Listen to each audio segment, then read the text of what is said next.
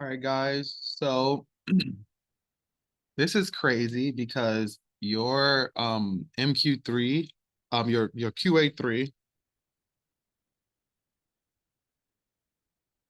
quarter assessment 3 is on next Tuesday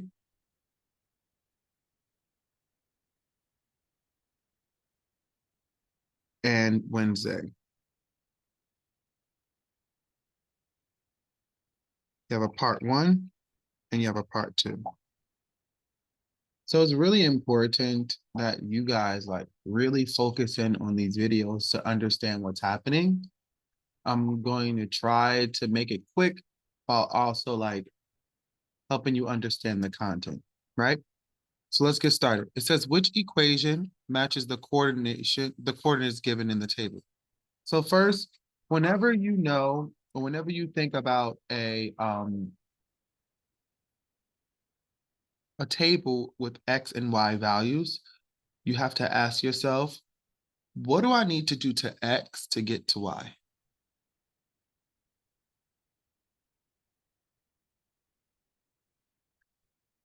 What do I need to do to X to get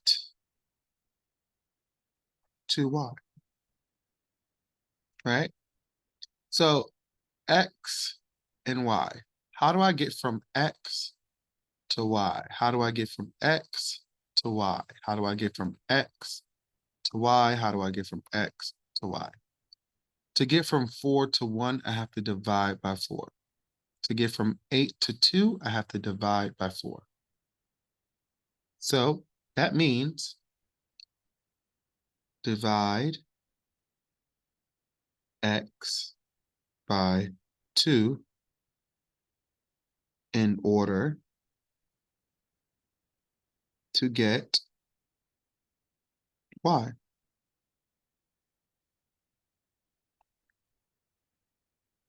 So let's see if they're unequal. So D says multiply 4 times X. No, that's incorrect.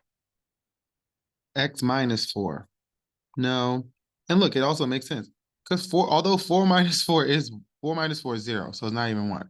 8 minus 4 is 4. You see how that doesn't even work? So that can't be an answer. X plus 4. 4 plus 4 is 8. It's not 1. X divided by 4. Whatever my X is, divide by 4, and I'll get Y. A is my answer. Now, go ahead and pause it and really understand what just happened. Because it may be different the next time. You don't know. But you need to always ask yourself, what do I need to do to X to get to Y?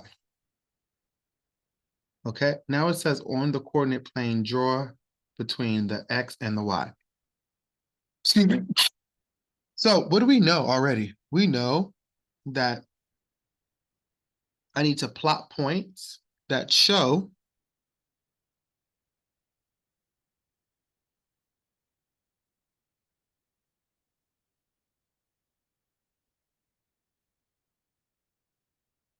equation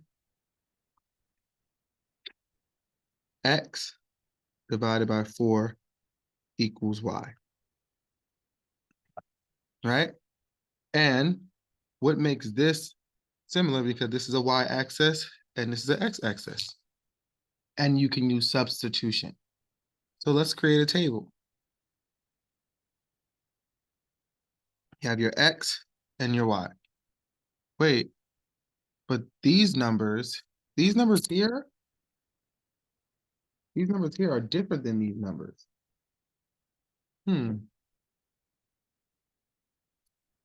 So it seems like I have to figure something out. One thing Ms. Cook always says will always start with 0. When X is 0, 0, plug it in. 0 divided by 4 equals 0. So when X is 0, Y is 0. 0, 0. Now, the biggest number on here was 16, and I don't see 16 here. So maybe there's another one that has a relationship with 4. right? So maybe 100. When X is 100, let's see, 100 divided by 4.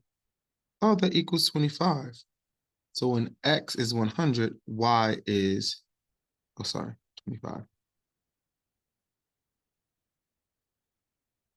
When X is 100, Y is 25. Let's see, is there another one?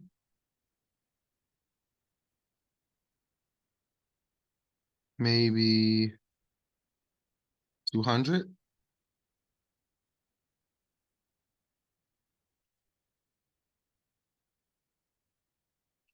200 divided by 4 is 50.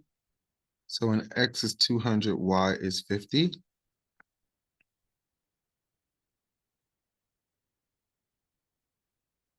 And then you draw a line.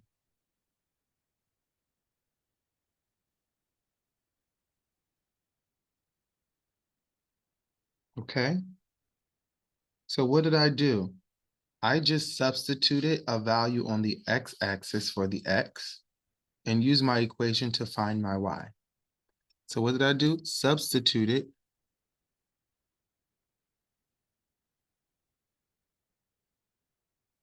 a value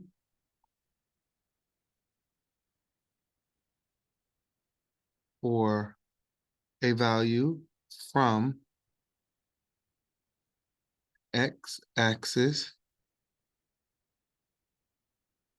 for x to use equation to find y.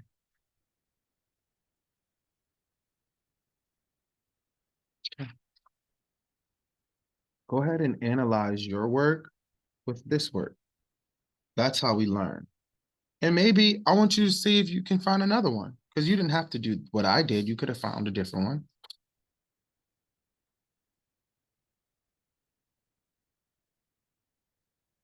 Shout out to Dania. She made the homework. Okay, so Dania bought 4/5 pans of pasta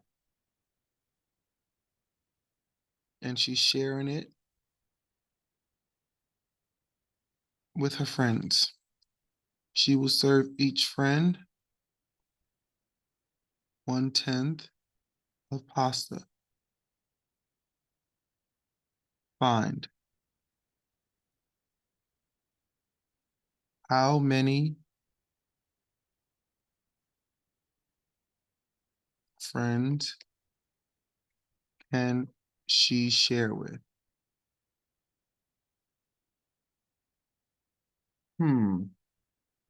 Let's see. So what do we know? Our total is 4/5, and we're sharing it with 1/10.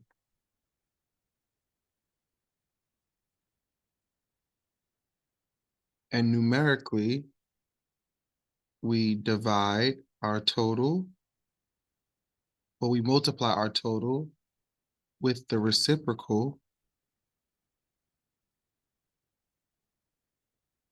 of the next information. I want you guys to look what happened here and what happened there. What happened?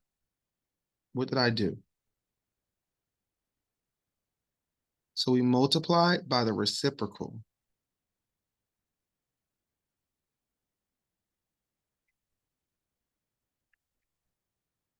4 times 10 is 40. 5 times 1 is 5. And this could be simplified even more, right? 40 divided by 5 is 8. Answer in context is she can share with 8 friends. I know one of them is Zahara. Let's see. Maybe another one would be Treyana. Maybe Amari. I don't know. Who y'all think she's sharing with? But anyway, what's most important is the answer. We can also look at it numerically. We could say at first we have 4/5, right? Right. And so 4/5 means not 5/5. So she only has this, and she's sharing it with groups of 1/10.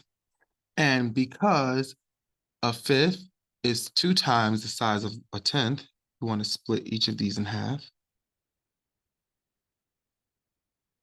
So now each of these is 1/10. And how many is it? 1, 2, 3, 4, 5, 6, 7, 8. So there are 8/10 and 4/5.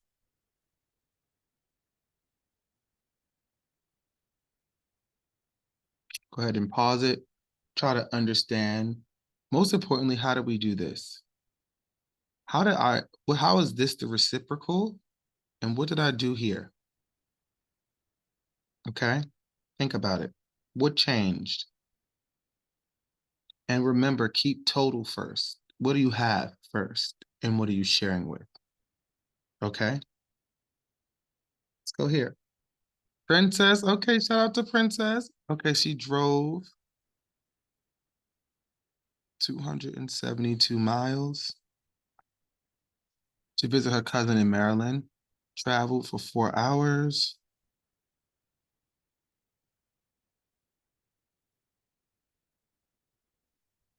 Find how far did Princess travel in 1 hour? So what do we know? We know we're comparing miles with hours. We know she traveled 272 miles in 4 hours. And we're trying to find out how much did she travel in 1 hour. To get from 4 to 1, you divide by 4. And what you do on one side, you do on the other. And 272 divided by 4. Well, 2 can't open the door for 4, so it can't be 2, but 27 can. 4 goes into 27 6 times. 6 times 4 is 24. 27, hook your line, subtract. After you subtract, you pull down your shade. 4 goes into 22, then you divide again, 8 times. 8 times 4 is 32. So the answer is she traveled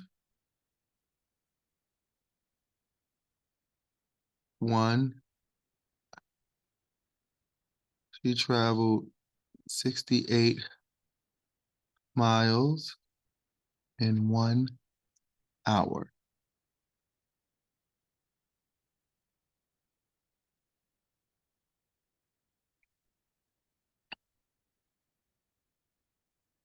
Okay, shout out to Brianeth. Brianeth was given 18% off coupon. Girl, you got the plug to buy Kylie Cosmetics. Oh my God, a Kardashian brand. Shout out to you. And it cost $180 originally. Okay. How much did she save?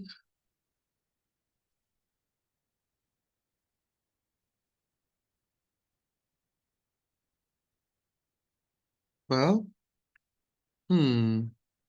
but we know 18% is 18 over 100 is equal to, we know $180 is the original price. So now we're going to look at this answer multiple ways. Okay. Well, mainly 2 ways. You can use a calculator for this problem, but I just want to get this. Now, to get from 100 to 180 is to multiply by 1.8.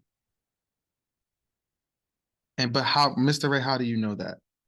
Well, I always find the rate by dividing the biggest number by the smallest number.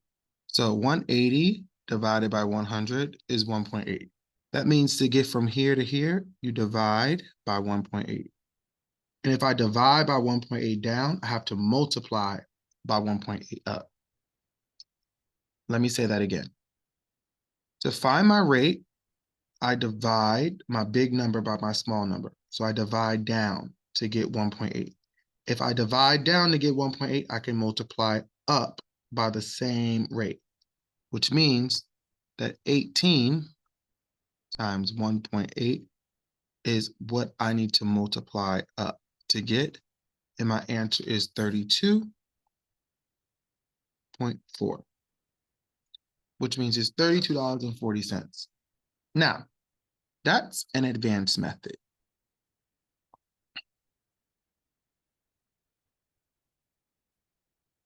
Which is cool. You know, another way we could look at it is saying, well, 18% equals 0.18 because you have to turn the percentage into a decimal.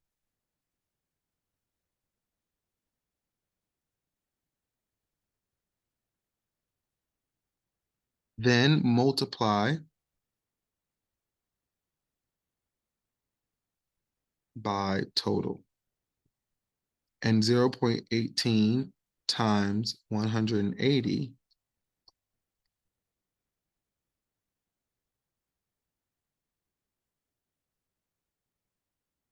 is 32.4.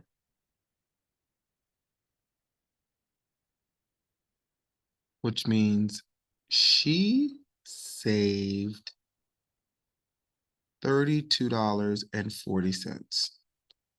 That's a good deal, right? Pause it. Try to see if you understand the advanced method and try to understand both methods. Because I was able to check my work. I was able to find the rate by dividing the biggest number by small, always to find the relationship. And then if I divide it down by and they got an answer, I need to multiply up by that same answer. Here, I just turn my percentage. I know 18% of a total, right? Turn my percentage into a decimal, multiply that decimal by the total, and I get my answer.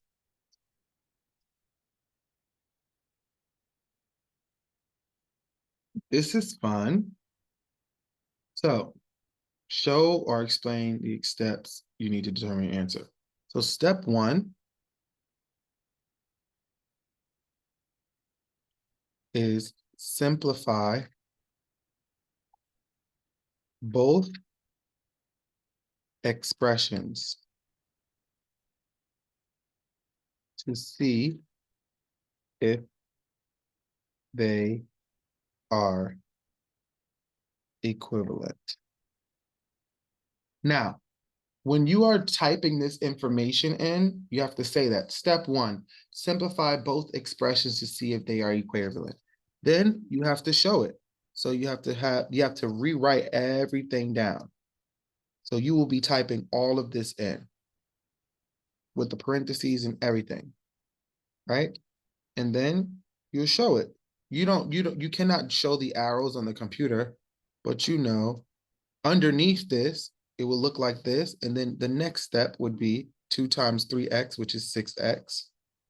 And then 2 times 4y, keep your operation, which is 8y. So all this should show, you should say step one, blah, blah, blah. And then you should show this, and underneath it, show this, right? And then under that, you could show this.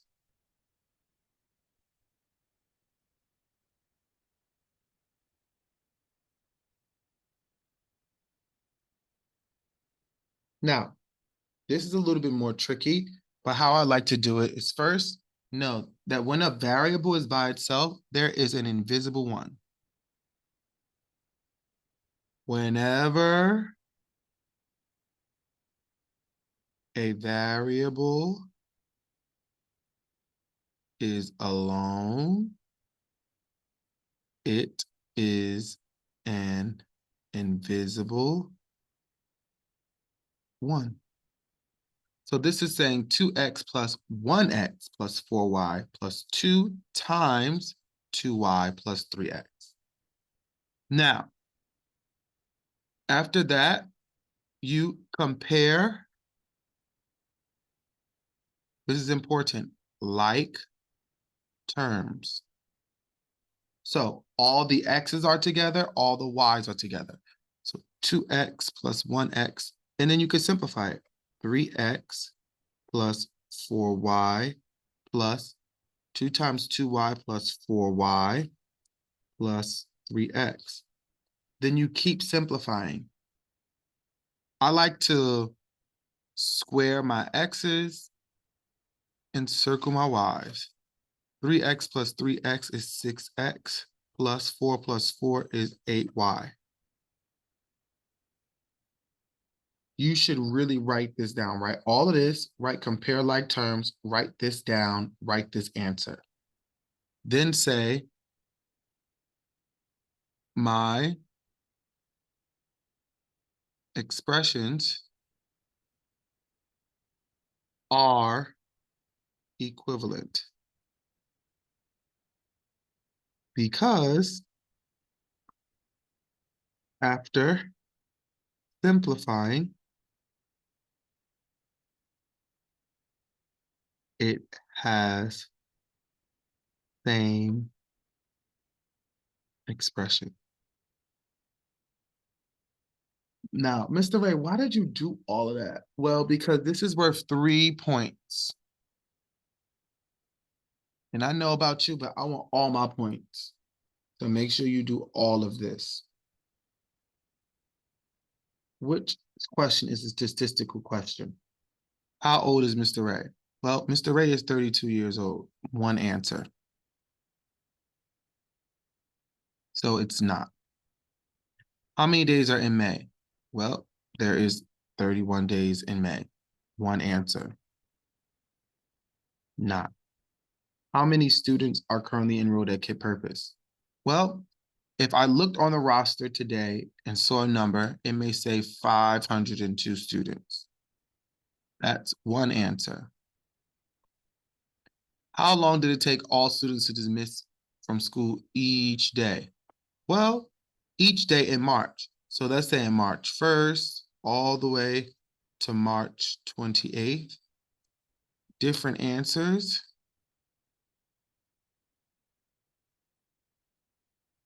Yes, statistical question.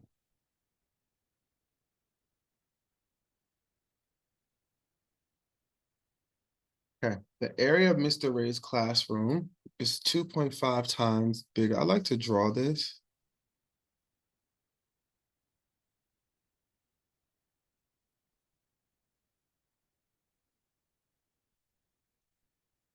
So this is Mr. Ray's class. And the area of the main office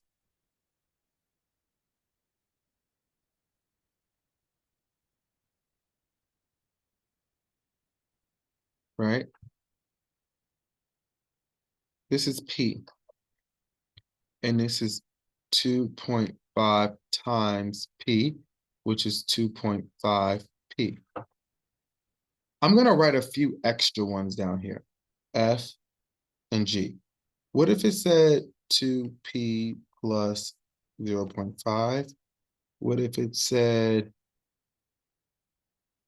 1P plus 1.5? I want you to write this down because I want to use process of elimination. So it says, which of the following represents the area of Mr. Ray's classroom? So if this is P, Mr. Ray's classroom is 2.5 times P. So Mr. Ray's classroom is 2.5 P, which means all the answers need to be what? 2.5 P. 2P plus 0.5 P equals 2.5 P. So that is correct. 2.5 P is correct. P plus P equals 2P, which is not 2.5 P. 1P plus 3P is 4P, which is not 2.5p. 0.5p plus p equals 1.5p. Now, which is not correct. Now look at this, 2p plus 0.5. Now, you have to compare like terms. Some people would say, oh, this is 2.5p. No, this is 2.5. Well, this is 2p plus 0.5. There is no p with this. So that is incorrect. 1p plus 1.5. Some people would say, oh, 1p plus 1.5 is 2.5. No, this is 1p plus 1.5 because 1.5 doesn't come with the p. You have to compare apples, peas with peas, numbers with numbers, or if it's multiplied together, you compare it, but you cannot add it together, okay? So for example, 2p plus p equals 3p because there's an imaginary 1 there. 2p plus 2q equals 2p plus 2q. 2p plus 0.5 equals 2p plus 0.5. However, p plus p plus 0.5p equals 1 plus 1 plus 0.5, 2.5p. I hope you understand that.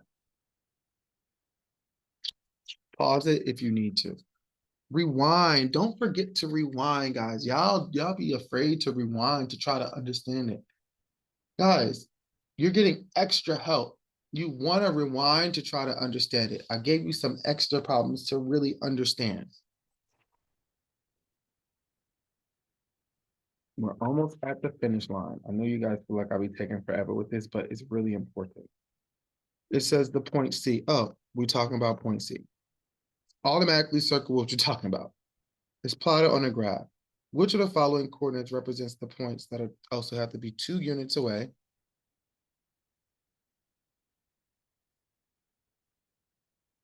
and share same y coordinate?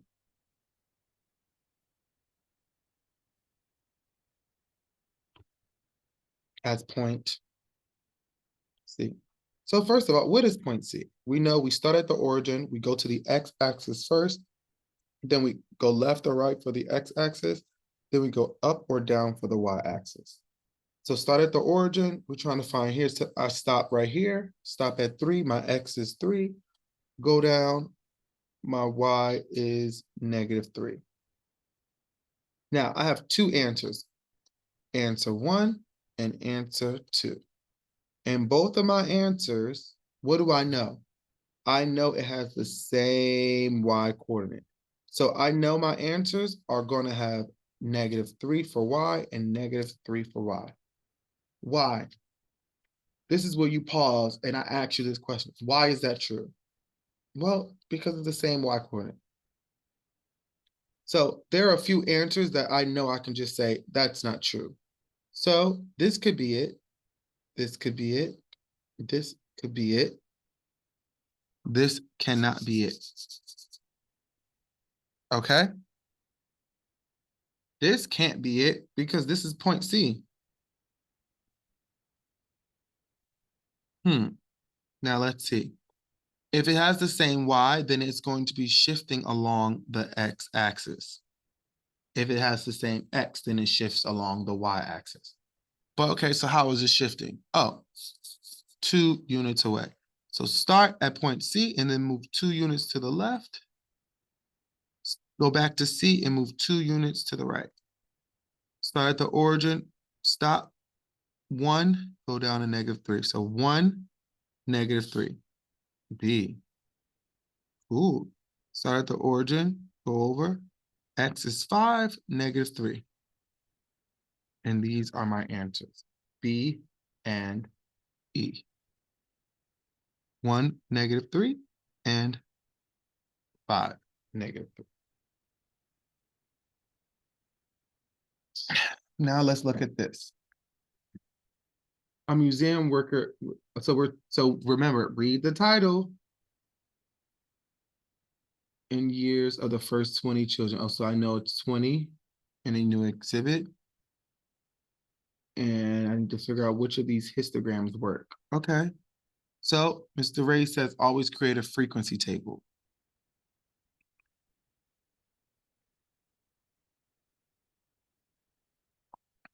I know the range is from 0 to 5, then 6 to 10, then so it's like it looks like it's like the range are different sections. So like for range 1, it's 0 to 5. For range 2, it's 6 to 10. For range 3, it's 11 to 15. And for range 4 is 16 to 20. So as I plug it in, I cross it out. So 4 is between 0 and 5. So I cross out 4. 3 is between 0 and 5. 2 is between 0 and 5. 7 is between 6 and 10. 9 is between 6 and 10. You see what I'm doing? 5 is between 0 and 5. 17 is between 16 and 20. 2 is between 0 and 5. And after I do my 4, I slash it to make 5. 1 is between 0 and 5. 8 is between 6 and 10. 3 is between 0 and 5. 6 is between 6 and 10. 15 is between 11 and 15. 1 is between 0 and 5. 10 is between 6 and 10. When I get to my 5, I cross it out. 9 is between 6 and 10. 12 is between 6 and 10. 11 is between 11 and 15. 16 is between 16 and 20. 8 is between 6 and 10. So then I want to count to make sure I did this correctly. 2,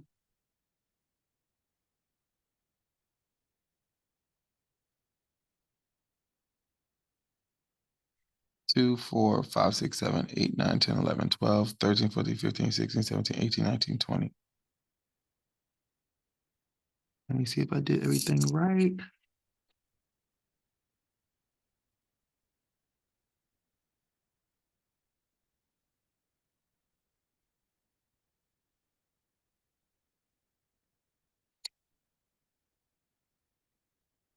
Oh, right here. I missed one right here. So let's see. Between 0 and 5, it's got to be 5, 6, 7, 8.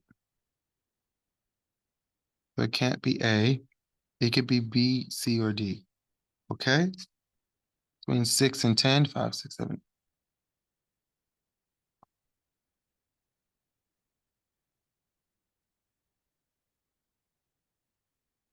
Hmm.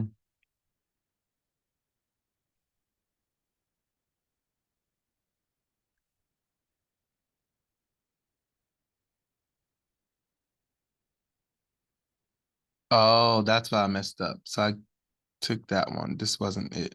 This is also why you gotta take your time, right? 5, 6, 7, between 6 and 10, 7.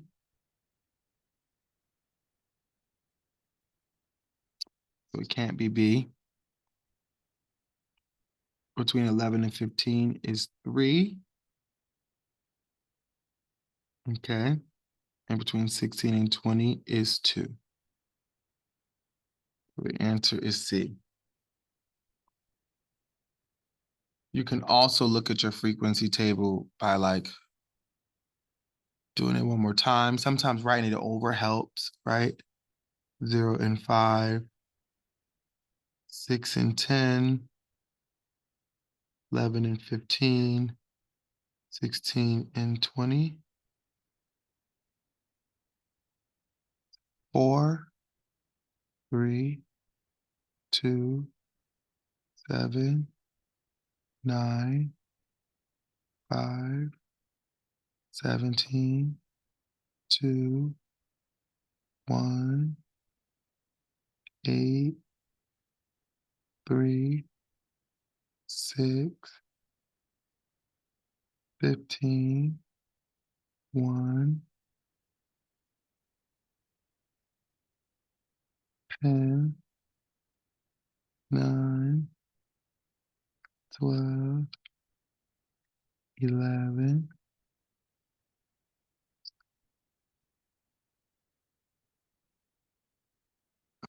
16, 8. Oh, there I got it. 8, 7, 3, and 2. Sometimes it's good to double check, right? And that's okay.